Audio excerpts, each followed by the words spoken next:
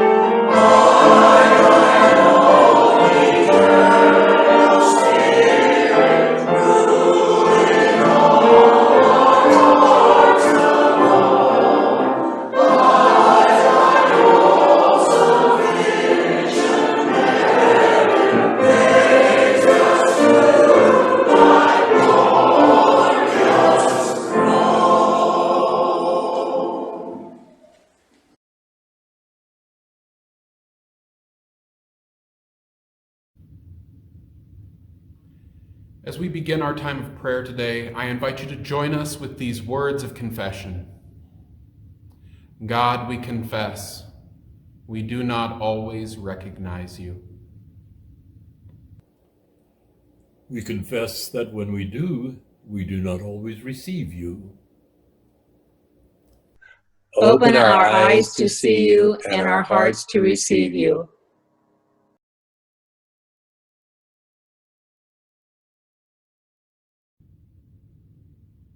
I invite you to join me in prayer today. Gracious and loving God, as we continue to journey through this season of Advent and preparation in the midst of a pandemic, draw close to us and speak to us the words that we need to hear, so that our spirits might be calmed and centered, so that we might be challenged and empowered, so that we might know how to be your people in this moment. Help us, O God, to experience the comfort of your presence. Help us, O God, to lead others to the light that we have found in you. We watch and we wait for the warmth and light of your presence. As candlelight overcomes the darkness, so your light radiates within us and warms the wintry seasons of our lives. We live with hope that the good news of your coming will warm and brighten every heart, and the world will fall to its knees in joy. Amen.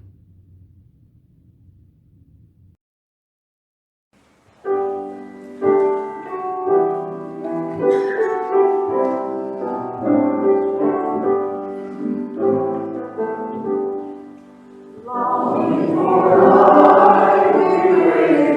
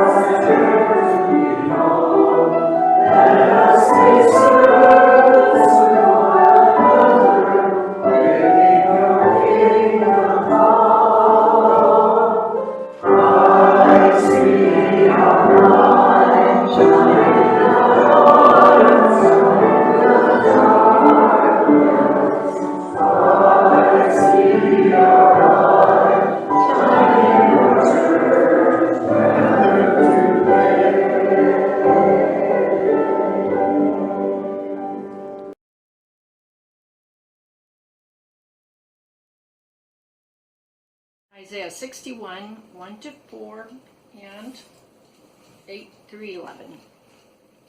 The Spirit of the Sovereign Lord is on me, because the Lord has anointed me to preach good news to the poor. He has sent me to bind up the brokenhearted, to proclaim freedom for the captives and release for the prisoners, to proclaim the year of the Lord's favor and the day of vengeance of our God, to comfort all who mourn and provide for those who grieve in Zion, to bestow on them a crown of beauty instead of ashes, the oil of gladness instead of mourning, and a garment of praise instead of a spirit of despair. They will be called oaks of righteousness, a planting of the Lord for the display of his splendor. They will rebuild the ancient ruins and restore the places long devastated. They will renew the ruined cities that have been devastated for generations. For I, the Lord, love justice. I hate robbery and iniquity. In my faithfulness I will reward them and make an everlasting covenant with them.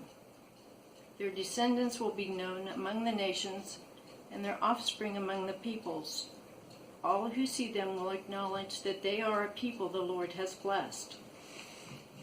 I delight greatly in the Lord. My soul rejoices in my God, for he has clothed me with garments of salvation and arrayed me in a robe of righteousness.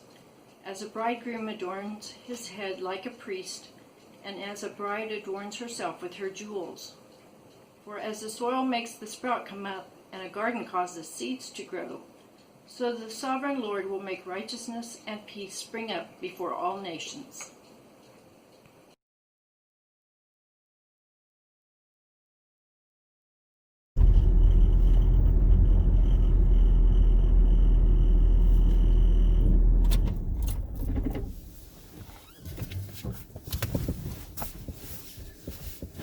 At the beginning of this year, none of us could have anticipated how our lives and nation would be turned upside down with this pandemic.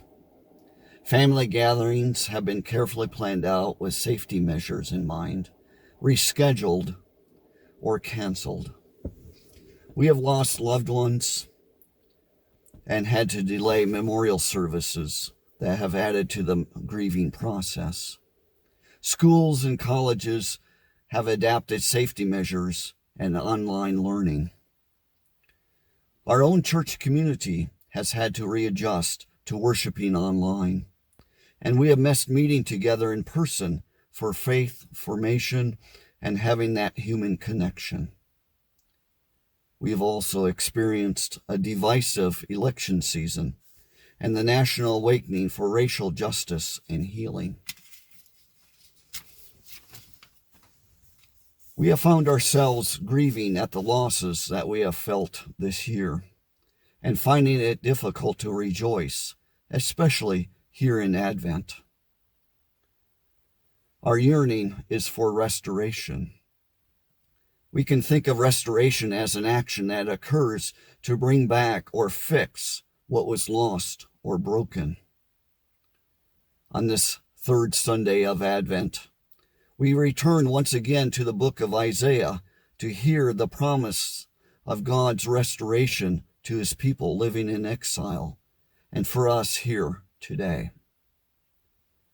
In the broader context that Isaiah is set in, we find that after King Cyrus of Persia had captured Babylon, he issued an edict allowing the Jewish exiles, after 70 years of living in Babylon, to return to their homeland and to rebuild their temple. It was a time of high expectations for the people.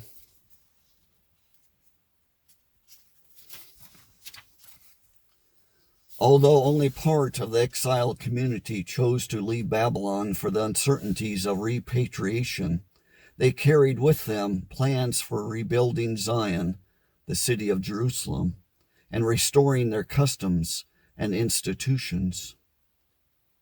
Now, in those first years after their return, things are not going well. In Haggai chapter 1, we find that the community is ravaged by drought, crop failure, hunger, and inflation. There were also civil and religious leaders who looked only after their own personal gain, and to a court system riddled with corruption. The community morale was low, and a vindictive spirit that excluded the other nations of the world from any participation in God's plan except destruction. God had earlier proclaimed in chapter 43, "I am about to do a new thing." However, for those who had returned to Zion, sadly, they did not experience the fulfillment of the earlier promises of prosperity, peace, and joy. We find that in chapter 42, the prophet says, "I will turn the darkness before them into light, the rough places into level ground." And so we find the people in chapter 59 lamenting. And we hear them saying, "We wait for light, and lo, there is darkness, and for brightness, but we walk in gloom."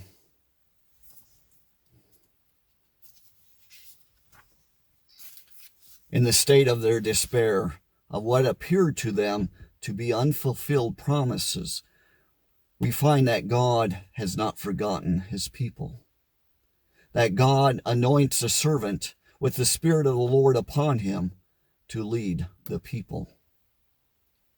The servant of the Lord here was committed to be present as an agent of God's mercy to the broken and the oppressed, and as one announcing that after years of mourning, the time had arrived in which God will restore the conditions of justice and peace that characterize God's reign. And we also find that the servant will be free from self-gain, and power is not hoarded by the servant, but rather passed on to the community, enabling all members to join in the rebuilding of what was destroyed. And so we find in verse 4 that the people will build up the ancient ruins. They shall raise up the former devastations. They shall repair the ruined cities, the devastations of many generations. And in this verse, we see the concrete form that the liberating work of bringing good news to the poor, healing the brokenhearted, proclaiming liberty to the captives, release to the prisoners, and comfort to those who mourn. Ever since the Exodus from Egypt, Israel's God had demonstrated deep concern for all dimensions of human life. A spiritually healthy community would be a community dwelling in a secure and a productive land. And this involved brick and mortar. And what is built in obedience to God goes beyond bricks and mortar as well. With God's justice and mercy at the heart of the rebuilding project, the servant enables the community to display God's glory. If we would fast forward some hundreds of years later to the Gospel of Luke, chapter 4, we find that Jesus takes on the mantle of the servant of the Lord. There in the synagogue at his hometown of Nazareth, Jesus unrolled the scroll of the prophet Isaiah one Sunday, and he found a place where it is written, "The Spirit of the Lord is on me, because he has anointed me to proclaim good news to the poor. He has sent me to proclaim freedom for the prisoners and recovery of sight for the blind, to set the oppressed free, to proclaim the year of the Lord's favor." After he finished reading, he said to the crowd that day, "Today this scripture is fulfilled in your hearing." We find that God proclaims justice, or has a passion for justice that sustains and shapes community. Out of such justice, Zion will be restored and receive an everlasting covenant that will include the whole people of God. And because of this, nations will see what God has done for Israel and will know that they are a people whom the Lord has blessed. Restoration of Israel is the recipient of God's ordained shalom of peace and justice. And Israel will bear the testimony to God's grace unleashed in the world. And Zion's response will sing for joy and explode in praise with whole heart, mind, and being. And we find here that restoration is being clothed by God in fine array of garments and jewelry that symbolizes God's saving work. And we find that the earth itself is clothed with new garments as well. The earth springing forth with new life is a sign of righteousness resurrected. That God has planted this restoration with care, wielding not the sword, but a garden spade. And as we look at Isaiah 61 for us here today, we find that Isaiah names salvation as a quality of life here and now that reflects God's desire for human community. That God's deliverance is real, tangible, and this worldly. It can be seen by others. We may think of the promises of the New Jerusalem as a fulfillment at the end time. But we must not lose sight in the ways in which God's salvation is meant to transform the world here and now. And so we are invited to participate in God's mission of restoration of good news to the oppressed, broken-hearted, prisoners, the mournful, the faint of spirit, even in the midst of a world not yet fully redeemed.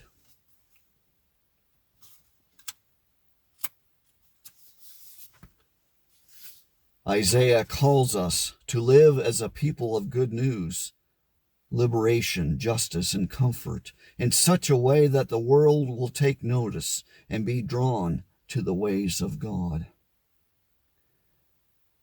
And so, Faith Mennonite Church, may God's face shine upon us and bless us as we travel on this road to restoration.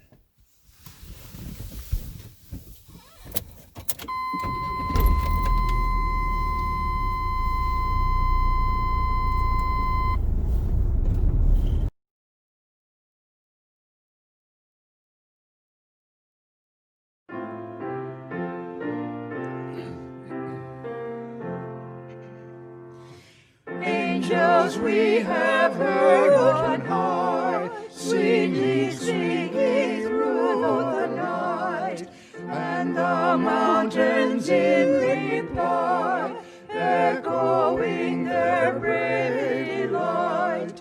Gloria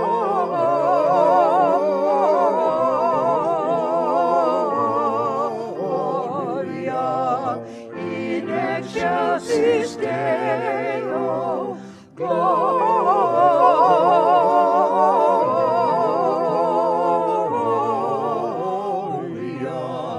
in excelsis Deo. Shepherds, why this jubilee? Why these songs of happy cheer? What great brightness did you see? What glad tidings did you hear? Gloria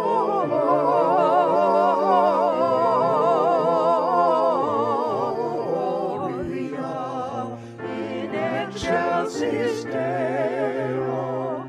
Gloria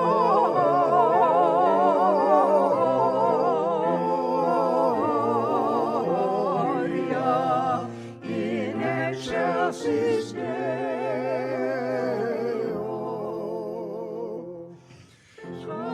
Bethlehem and see, hear these earthly angels sing. Come adore on bended knee, Christ the Lord, the newborn King. Gloria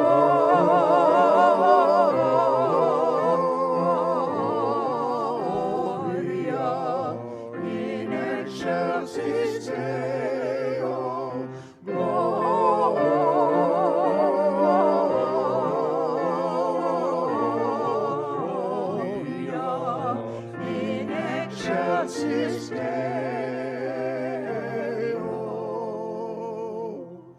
See him in a manger laid, whom thy angels praise above. Mary, Joseph, lend your aid, while we raise our hearts in love. Gloria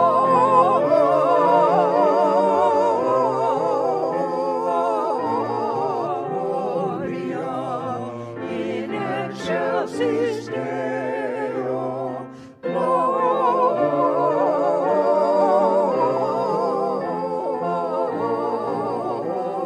Gloria in excelsis Deo.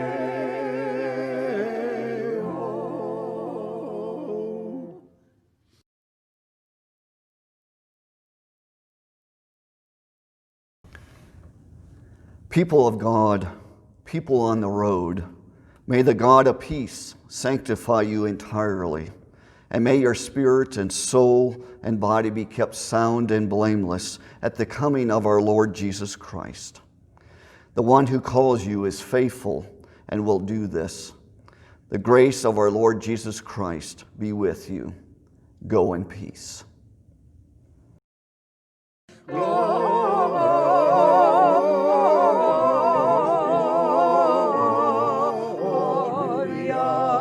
in excelsis Deo.